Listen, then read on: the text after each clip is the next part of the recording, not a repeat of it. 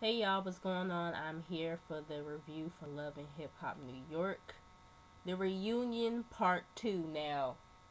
I know I've been slacking with these videos. I don't know if y'all can hear it in my voice, but I am sick. I did watch The Real Housewives of Atlanta and The Potomac Girls. Probably gonna have to rewatch the episodes to refresh my memory or whatever. If I don't bring those to you guys today, I'll probably bring it to you tomorrow. At least I'm gonna try to, cause I feel drained right now. You guys know my birthday was yesterday, so pretty much I was trying to, get my energy somewhat together, so I could celebrate my birthday. That's why, um, I didn't do the reviews on Sunday for the Real Housewives franchises or whatever. I got sick like I think on the 24th or whatever, and it was just like, god damn, like what the fuck. I didn't give you guys the Gossip Chronicles neither because I ended up going to Williamsburg. My friend Bria, she had a resort to continue, celebrating her birthday and everything. So yeah, I just, child, look, I'm a mess. My nose all congested right now. It hurts when I cough, like, it hurts in my ribs and shit when I cough or laugh. So but I'm gonna be alright though. I enjoyed my birthday. I enjoyed myself. I had a real nice time. So yeah, let's just get to this reunion part 2. I hope you guys can see me. I think I need to move my lamp back over here. I moved my lamp to the other side of the room. But I think I might need to move it back over here. But anyways, sorry y'all. Let's just get into it. Um, so we have the continuation of Amina, Tara, and Peter with they fuck shit or whatever. Um, Amina, she's saying how her and Peter, they were irresponsible and that's why she ended up getting pregnant again. And they was asking, Nina, she was asking, Tara, do you feel like she got pregnant again because you were pregnant? And Tara was like, that might be it. And Amina gonna sit up here and talk about some, um, our baby was made out of love, just like your y'all's baby or whatever. I was like, well, neither one of these babies made out of love. Both of these babies was made out of some uh buffoonery. If you ask me, then it won't neither one of these babies made out of love. It was made out of some fuck shit. And it's real. I mean, it's sad. You know what I'm saying? Because babies, I mean, regardless, they are a blessing. Don't get me wrong. But they were not made out of love. Because Peter don't love neither one of y'all. Or he don't love neither one of y'all enough to stop what the fuck he been doing. You know what I'm saying? But anyways, Whitney, she feels like that they're taking this shit as a joke, like it's a competition or whatever. She's disgusted, and she kind of feels like she seemed like she was more so on Tara's side. She was like that Tara kept on taking blow after blow after blow, dealing with her father and everything. Then Tara talking about some she left Peter and all this stuff. And Amina was like, no, you didn't because you had a baby by him or whatever. Then she was like, like Tara needs to stop sitting up here acting like as if she's better than me and all this other stuff. And which Amina is right in that. Tara, you are no better than her. Y'all are the same person. And this is why Amina comes off a little bit more likable because Amina does own up a little bit more than what Tara does. You feel what I'm saying? She knows she's not perfect. She knows that she deals with some fuck shit.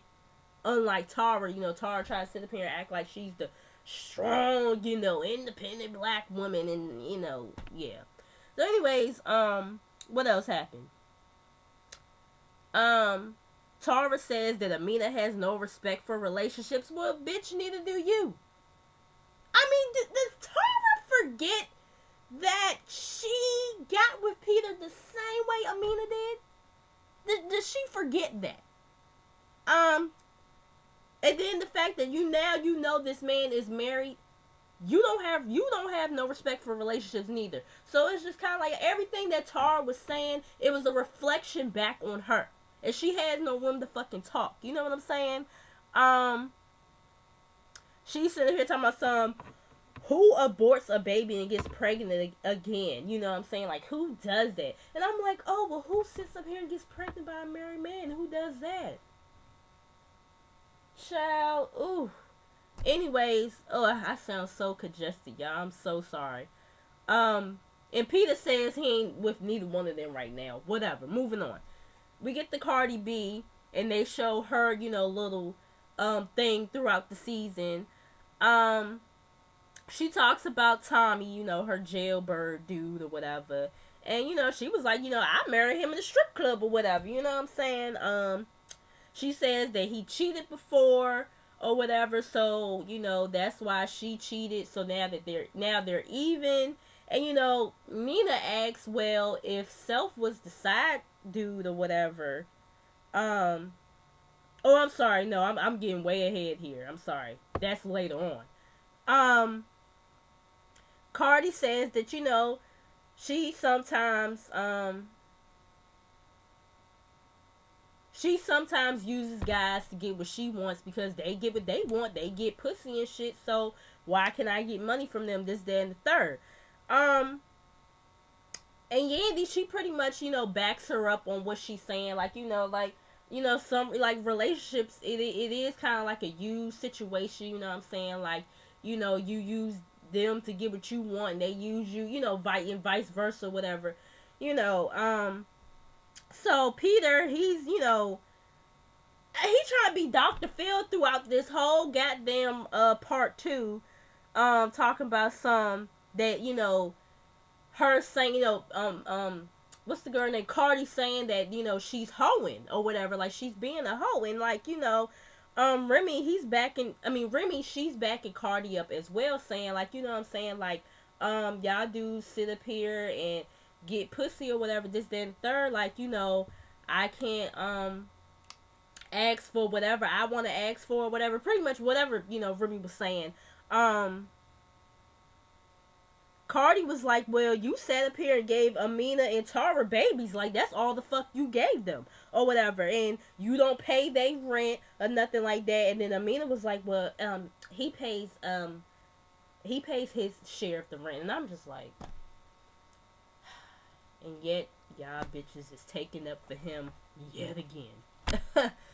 Well, you know, whatever. Anyways, you know, Cardi was like that he's the type of dude that she talks about. You know what I'm saying? Like, you know, they're not getting nothing in return from him but some motherfucking babies or whatever. And Amina and Tara, they just sitting there looking dumb as hell.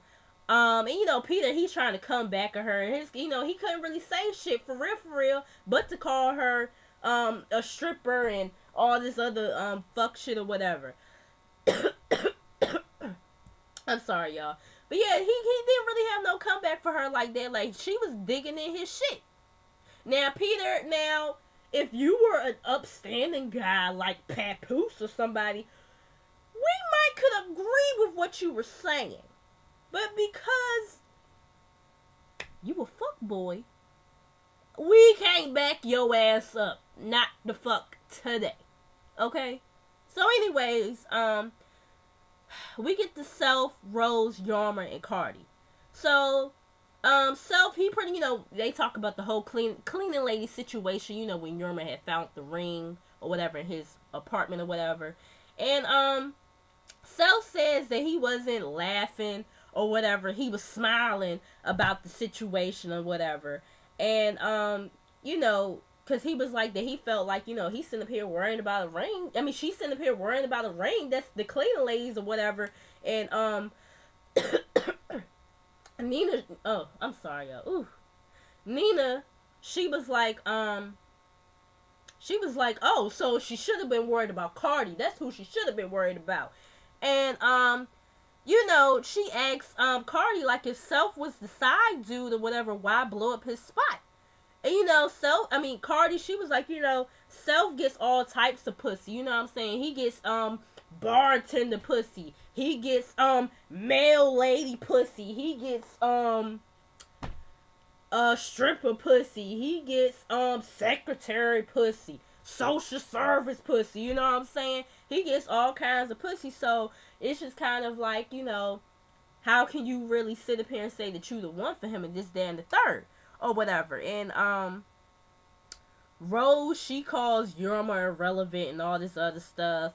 Self claims that when he kissed Rose, or when, as he would say, Rose kissed him, him and Yorma was in limbo or whatever. He didn't know where they stood. They asked, I keep on saying they. Nina asked, did they have sex or whatever? Did him and Rose have sex? And he acted like he didn't want to answer the question. Rose answered for him and said, yeah, that they did and all this stuff. Yorma says they were together 3 days ago. Rose says that they were together recently too. And Self, he's trying to downplay both situations. Motherfucking Peter Dirty Feet Guns going open up his goddamn mouth and sit up here and talk about yo, you can't be doing this, you gotta pick one. Everybody looked at him like,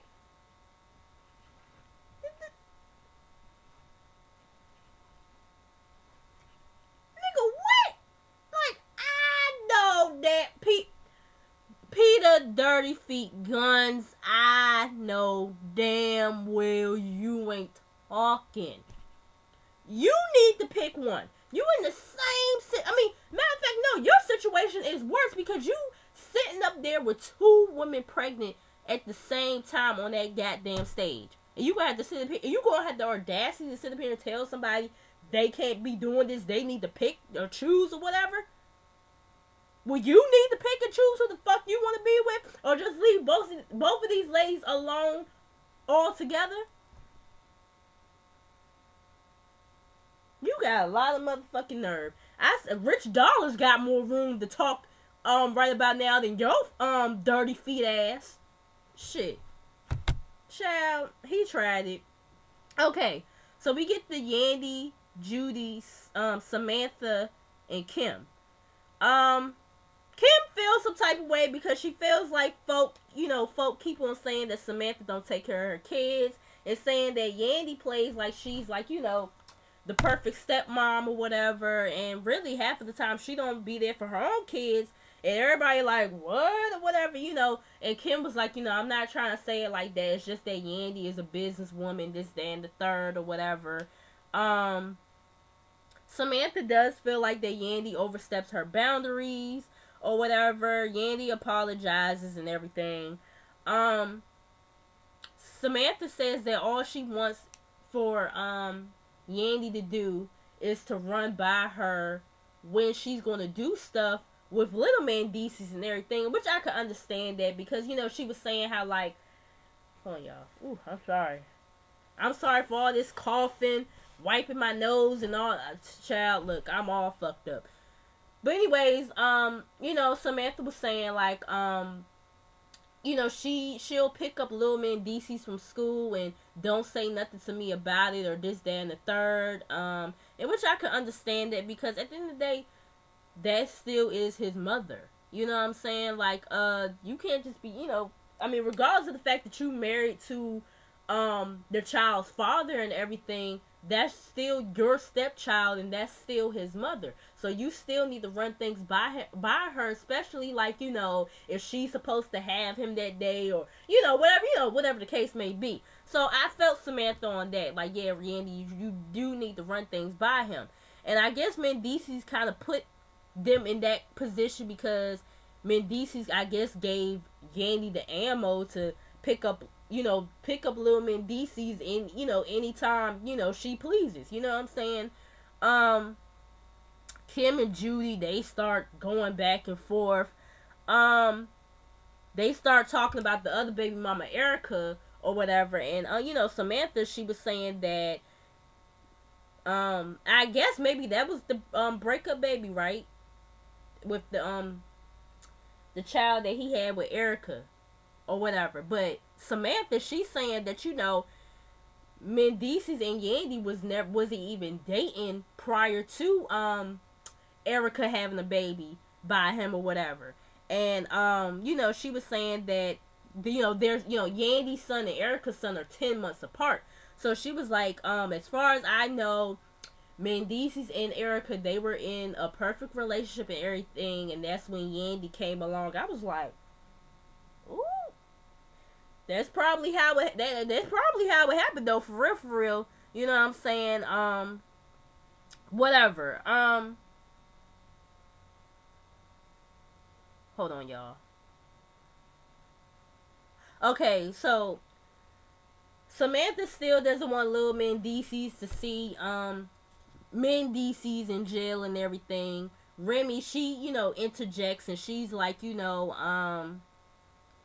talks about how she went to jail and how, she still, her kids still came and saw her, this, that, and the third or whatever. And I think Judy, she was the one who brought up about when Samantha had went to jail. Next thing you know, Kim and Judy, they're about to fight or whatever. And Kim, she trying to fight the security, just acting a damn fool.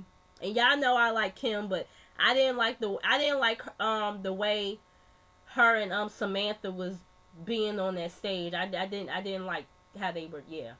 Mm-mm. I wasn't feeling them, pretty much. You know what I'm saying? So after things kind of calmed down a little bit, Nina, she says that Mendeecees never wanted this. He wanted y'all to get, for him to be locked up now. He doesn't want this for his kids and everything. He wants all y'all to get along or whatever. This, damn third. Samantha, she still kind of like she don't want little Mendeecees to see, Mendeecees in prison and all this other stuff. Pap, he tries to explain that the system is designed to keep family, to break families up and all this other stuff. And Samantha was like that she has no sympathy for the choices that Mendeecees has made because, he's grown and he knows right from wrong, this, that, and the third. And I understand that, but at the same time, little Mendeecees is old enough, to where he really, knows his father and has that relationship with him. So I kind of do feel like that is kind of fucked up that that's your stance on it and that's how you feel. But I do understand though too. Yeah, okay, Mendeecees made his decision, but at the same time, I just feel like Samantha just is vindictive when it comes to Mendeecees. For real, I just feel like she don't like him at all. Like she don't fuck with him. You know what I'm saying? Like she just I don't know, just very vindictive when it comes to him. They show the message that Mendeecees did for Yandy and everything, before he went in, and they also showed when when they took Mendeecees to prison and everything. And it was sad or whatever, but you do the crime, you gotta do the time, and I just hope and pray that they can pull this shit together. While he's locked up, he's gonna be gone for 8 years, you know what I'm saying? But yeah, moving on from that, we get Remy Ma's performance for Hands Down. I like the outfit that she had on. I wasn't feeling the song.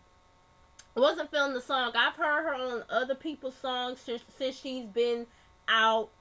And that was pretty, good, better than this. You know what I'm saying? If this is gonna be like her comeback, I just no. This song isn't it. It's not it. They share everybody's final thoughts. Cardi and Peter, they apologize to each other for what transpired on the stage. Rich says he wants to win Moniece back or whatever, so I guess we could look forward to seeing him on Love and Hip Hop Hollywood yet again to collect the check or whatever. But anyways, that was pretty much it, y'all. Y'all let me know how y'all feel about it. Love and Hip Hop Atlanta is coming back next week. I'm excited about it. That's my favorite franchise. That's my favorite one out the whole franchise. But yeah, y'all let me know how y'all feel about this. Make sure you guys like, comment, subscribe. Make sure you guys share. Make sure you guys come back, and I'll see you guys in the next video. Peace.